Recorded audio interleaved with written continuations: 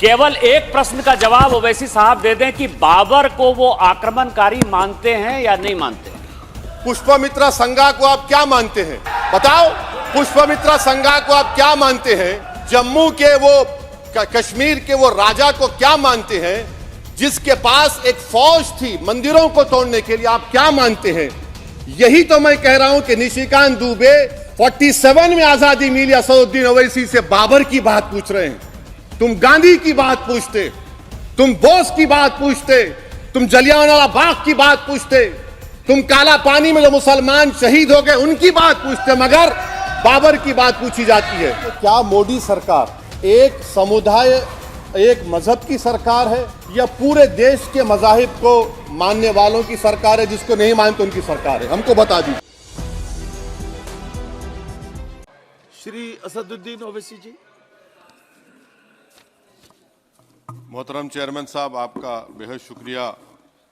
मैं इस मोशन की मुखालिफत में खड़ा हुआ हूँ। सर, मैं शुरुआत में हबीब जालिब का एक शेर पढ़ना चाहता हूँ। आप उर्दू जानते हैं और लॉ मिनिस्टर भी उर्दू जानते हैं।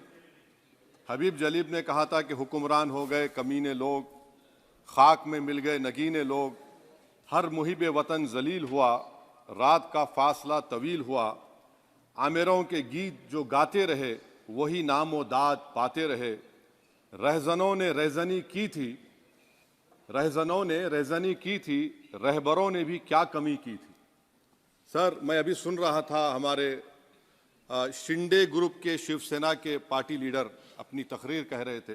कहा कि 6 दिसंबर में जब बाबरी मस्जिद को शहीद किया जा रहा था तो उस वक्त के वजीर आजम नरसिम्हा राव पूजा कर रहे थे। आप ही ने कहा और कहा कि मुझे डिस्टर्ब नहीं करना। तो ये बड़ा अजीब मौका है कि बीजेपी की ताईदी पार्टी ये कह रही है कि नरसिम्हा राव ने कहा कि मुझे डिस्टर्ब मत करो, मैं पूजा कर रहा हूं, और जिसने रथ यात्रा निकाला, इन दोनों को मोदी सरकार ने इस मुल्क का सबसे बड़ा सिविलियन अवार्ड दे दिया, सबसे बड़ा सिविलियन अवार्ड दे दिया। तो ये बताता है कि इंसाफ जिंदा है या जुल्म को बरकरार रखा जा रहा है। तीसरी बात यह है कि सर, इस ऐवान में सियासी पार्टियां आएंगी चले जाएंगी, आप आए मैं आया हम भी चले जाएंगे, मैं जमीन की गिजा बन जाऊंगा, ये ऐवान तो बाकी रहेगा। मगर सर, मैं ताजुब कर रहा हूं कि लोकसभा मुख्तलिफ आवाजों में कैसे बोल सकता है? लोकसभा तो एक ही आवाज में बोलना चाहिए, और लोकसभा भी भारत के संविधान आइन के बेसिक स्ट्रक्चर का ताबे है। और सर, ये इसलिए कह रहा हूं कि 16 दिसंबर को ये ले कर देता हूं, 16 दिसंबर 1992 को इसी लोकसभा ने एक रेजोल्यूशन पास किया था। आप इजाजत दीजिए तो मैं पढ़ता हूं सर। दिस हाउस, अच्छा, ये गुलाम नबी उस वक्त के मिनिस्टर थे, आज नहीं है, उनका नाम नहीं लेना चाह रहा था। This house strongly and unequivocally condemns the desecration and demolition of the Babri Masjid at Ayodhya by and at the instigation of forces represented among others by VHP, RSS and the Bajrang Dal, which has caused communal violence in the country. Such act of vandalism was carried out not only in violation of order of Supreme Court, but amounted to an attack on the secular foundations of our country. This House expresses anguish at the happenings and wishes to reiterate its resolve that it will ceaselessly endeavor to uphold the secular and democratic traditions of our country and for the maintenance of rule of law. और एक paragraph है, नहीं पढ़ूंगा। मैं ताजुब कर रहा हूं कि जब इस ऐवान ने एक रेजोल्यूशन पास किया तो हुकूमत आएगी जाएगी, और हुकूमत ये मोदी हुकूमत जश्न मना रही है जो 6 दिसंबर को हुआ। तो ये एक बात है सर। चौथी बात यह है कि सर, नहीं, 6 दिसंबर के ऊपर कोई जश्न नहीं है।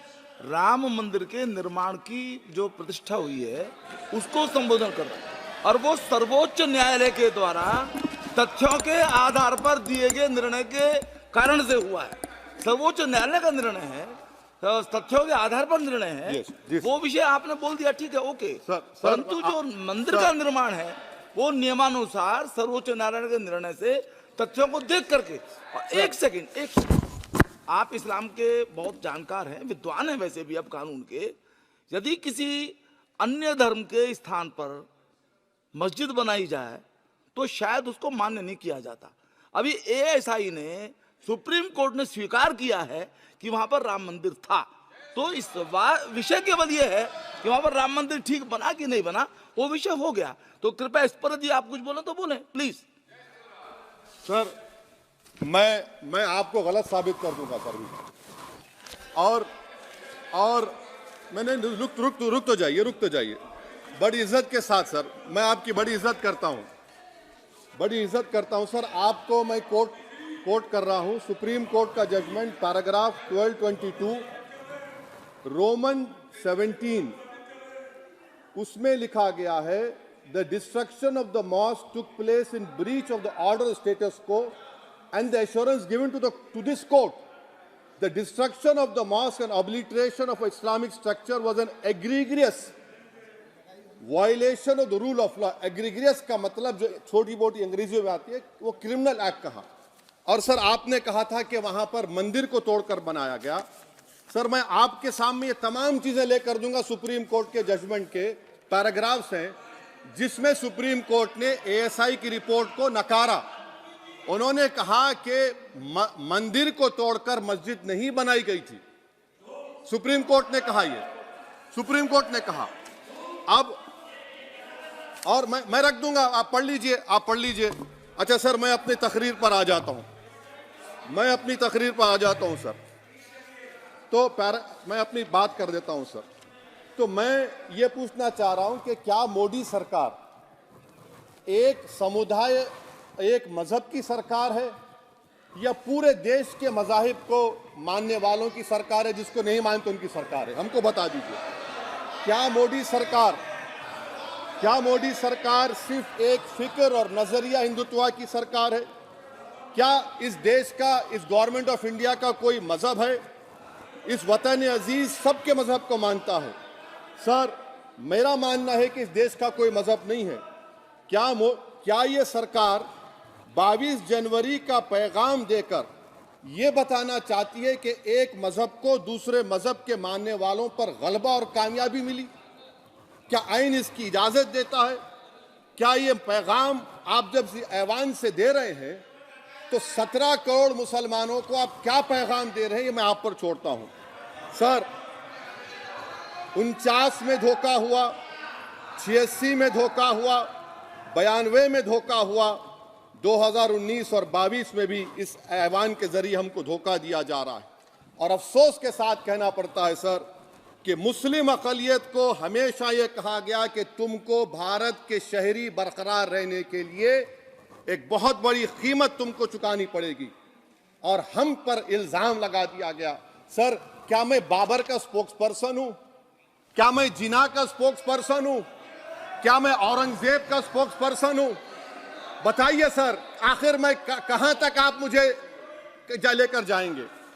दूसरी बात यह है सर, दूसरी बात यह है कि फिर 6 दिसंबर के बाद देश में फसाद हुआ, नौजवानों को टाडा में डाला गया जो बूढ़े होकर निकले।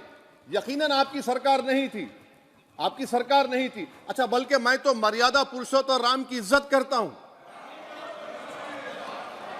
मगर मैं नाथूराम गोडसे से नफरत करता हूं। मेरी नस्लें नफरत करती रहेंगी क्योंकि नाथूराम गोडसे ने उस शख्स को गोली मारी जिसके जबान से आखिरी लफ्ज निकले हे राम। सर छठी बात यह है कि 87 में मलियाना हाशिमपुरा हुआ, 83 में नेल्ली हुआ, 44 में जम्मू में नस्ल कशी हुई, 2022 में हल्दीवानी में कत्ल हुआ। इतने धोखे सबसे बड़े किसको दिए गए? असदुद्दीन ओवैसी को दिए गए। मगर फिर भी मुझसे ही कहा जाता है कि वफादारी को तुम साबित करो अपनी ओवैसी। सर आज भारत के 17 करोड़ मुसलमान अपने आप को अजनबी और एलिनेट महसूस कर रहे हैं। मैं बहुत बड़ी नाइंसाफी होती है सर, ये कोई तारीखी नाइंसाफी को इंसाफ नहीं किया जा रहा है। स्पीकर बल्कि सर, अंग्रेजी में स्पीकर सर केवल एक प्रश्न का जवाब ओवैसी साहब दे दें कि बाबर को वो आक्रमणकारी मानते हैं या नहीं मानते? पुष्पमित्रा संगा को आप क्या मानते हैं? बताओ। पुष्पमित्रा संघा को आप क्या मानते हैं?